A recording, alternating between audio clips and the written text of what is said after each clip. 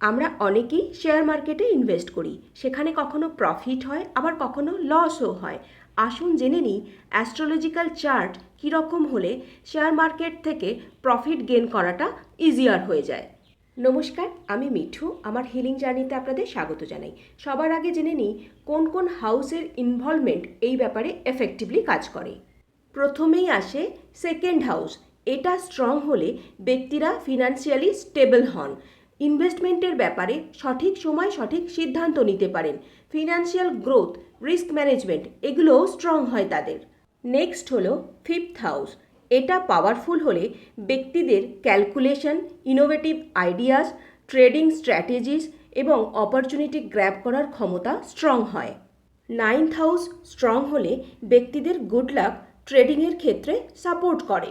Tenth হাউসে supportive প্ল্যানেটের placement হলে ব্যক্তিরা নিজেদের কেরিয়ারের জন্য ফোকাসড এবং অ্যাম্বিশাস হন আর ট্রেডিংয়ের জন্য এফর্টও দেন।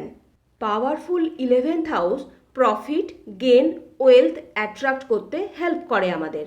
এবার কয়েকটি রাজযোগ সম্পর্কে জেনে নেব যেগুলি শেয়ার মার্কেটে সাকসেস অ্যাচিভ করতে সাহায্য করে। প্রথমেই আসে ওয়েলথ যোগা।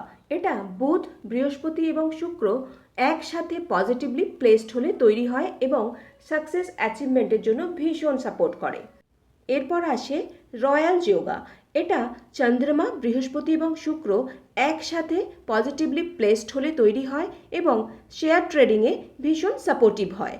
ট্রেডার্সদের বার্থ চার্টে চন্দ্রমা এবং বৃহস্পতি একসাথে গজকেশরী যোগ তৈরি করলে তারা খুব স্কিলফুলি ইনভেস্ট করেন আর রিটার্নও পান। এবার জেনে নেব কুণ্ডলিতে কোন কোন দোষ থাকলে আমাদের এক্সট্রা সতর্কতা অবলম্বন করতে হয়। বিপরীত রাজযোগ, গ্রহমল্লিকা যোগ, সর্পদোষ, কেমদ্রুম দোষ, গ্রহযুদ্ধ দোষ, কুজা দোষ এবং সাড়ে সাতি। আশা করি এই ইনফরমেশনগুলো আপনাদের ইনভেস্টমেন্টের জন্য হেল্পফুল হবে। আর আমার চ্যানেলকে সাবস্ক্রাইব করে নিজেদের অমূল্য সময় এখানে ইনভেস্ট করার জন্য অসংখ্য ধন্যবাদ আপনাদের।